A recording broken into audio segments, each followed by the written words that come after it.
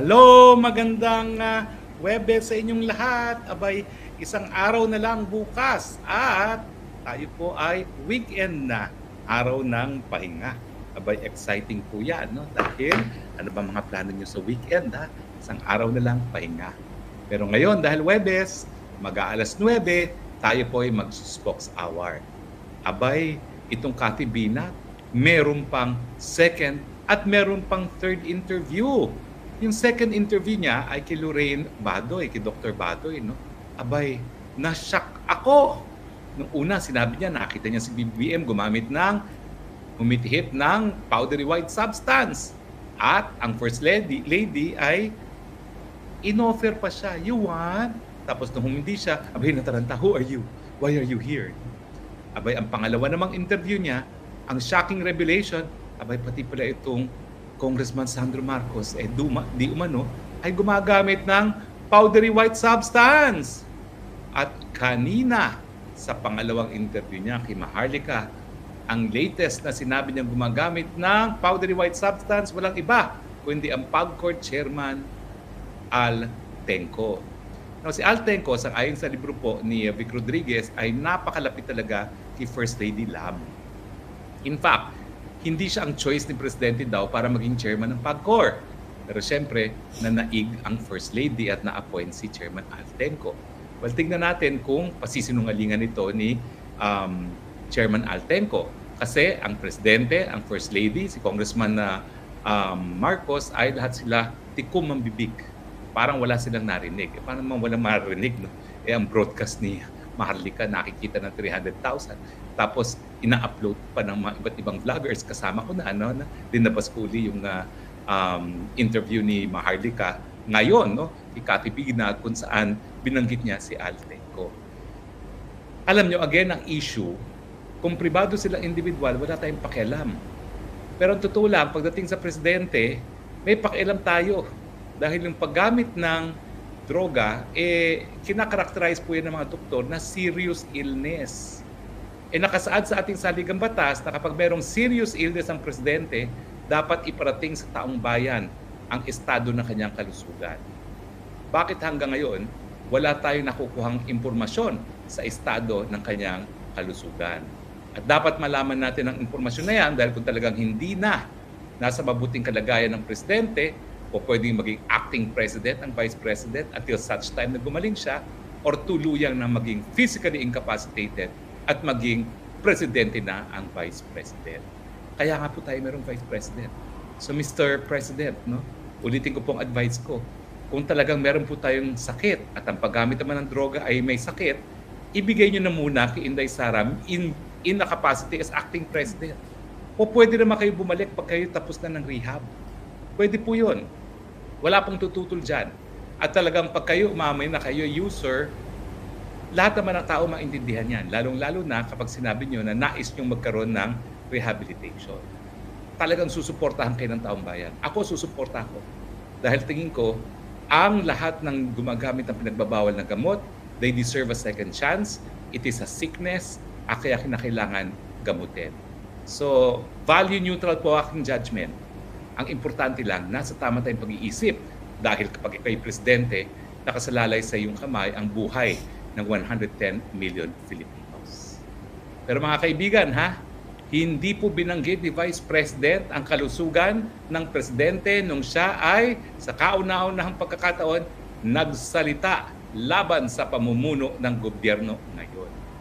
Bagamat una niyang pinasalamatan yung mga Muslim na nag-offer na sila na magpo-provide ng security walang bayad dahil tinanggalan nga si VP Sara ng security, abay, for the first time, nanindigan ang ating Vice Presidente. Unang-una, walang malasakit ang mga nagpapatakbo sa gobyerno. Ang gusto lang magpasasa sa pwesto.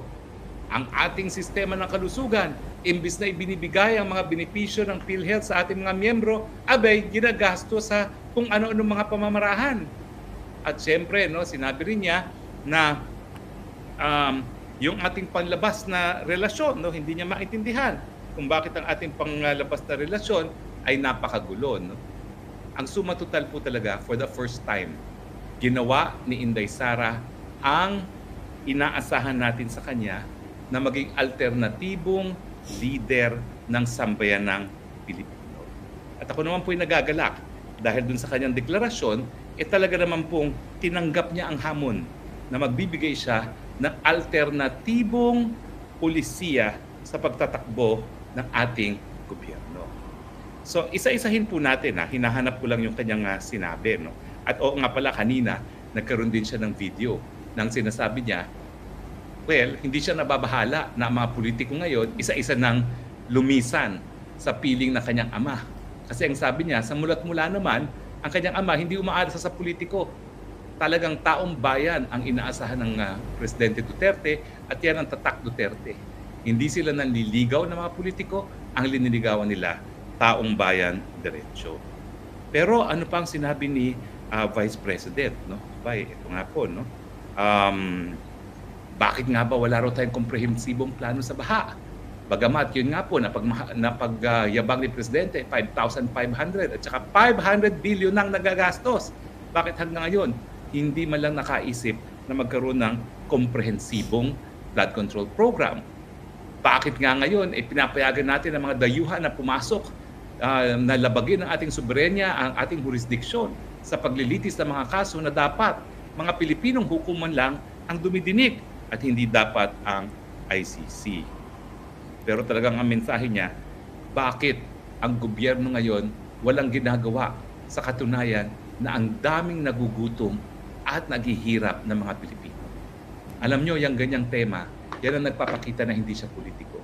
Kasi ang totoong problema ng taong bayan ngayon, the worst hunger in history, the worst inflation in history, the worst peso devaluation in history.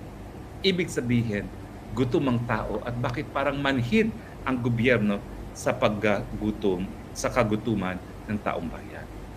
Ano po ibig sabihin nito? Tinanggap na po ni Inday Sara ang liderato ng oposisyon. Hindi na po natin matatawag na oposisyon ng dilawan at pinklawan dahil nga po wala na silang ginawa kundi purihin ang pulisiya ng Marcos government. At saka aminin man o hindi, talaga nagsanib puwersa na sila. Titingnan nyo naman si Senator Risa Ontiveros, walang ginawa kundi batuhin ang batuhin ng ating dating Presidente Duterte, no? At tahimik sa mga paglalabis ng gobyernong ito. Samantalang ng panahon ng eleksyon, ang sasakit ng kanilang mga sinasabi. Siyempre, si Leni, dating Vice President Leni, tikom ang bibig. At ngayon, panay ang puri ng Marojas.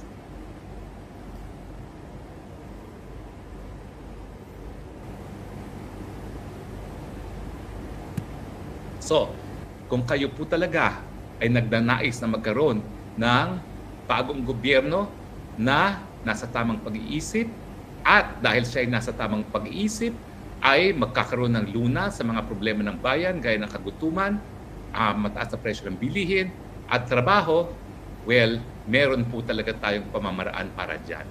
2 beses na po tayo nagpaalis ng presidente sa kanilang posisyon at ipinalit ang constitutional successor na ang vice-presidente. Hindi po yan illegal, ha? Doon nga sa kaso ni Cory Aquino na hindi siya pinroklamang panalo ng COMELEC, sabi ng taong bayan, extra legal yan. Pero yan ay desisyon ng soberanong taong bayan at lahat ng kapangyarihan ay nanggagaling sa taong bayan. Ang importansya ng deklarasyon ngayon ni Inday Sara, dati-rati bagamat alam natin na hindi na dapat manatili sa katungkulan ang tao na meron na nga pong serious illness. Huwag na po natin siya tawagin drug addict. Serious illness dahil yan po dapat na term na gamitin sa mga drug users.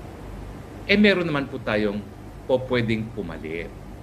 At sa tingin ko nga, sige na po, habayaan nyo nang alagaan nyo na muna ang inyong sarili, magparehab, at hayaan na munang ibigay kay Inday Sara Duterte ang acting presidency. Alam niyo po yan si Inday Sara, wala yang pakialam sa 2028 elections. Totoo po yan.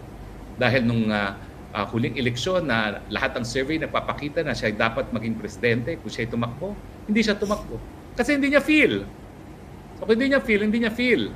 So hanggang ngayon, hindi niya feel maging presidente, happy na po siguro yan kung magiging acting president at hahayaan na niya sa iba ang pagiging presidente. Pero what I'm sure about is, dahil nagdeklara na siya, meron ng leader ang mga hindi gusto ang mga pangyayari sa gobyerno, yan po ang VP Sara. Hindi na po tayo headless chicken. Meron na po tayong leader, meron na tayong direksyon, meron na tayong alternatibong plataforma de gobyerno. Mabuhay ka, VP Sara.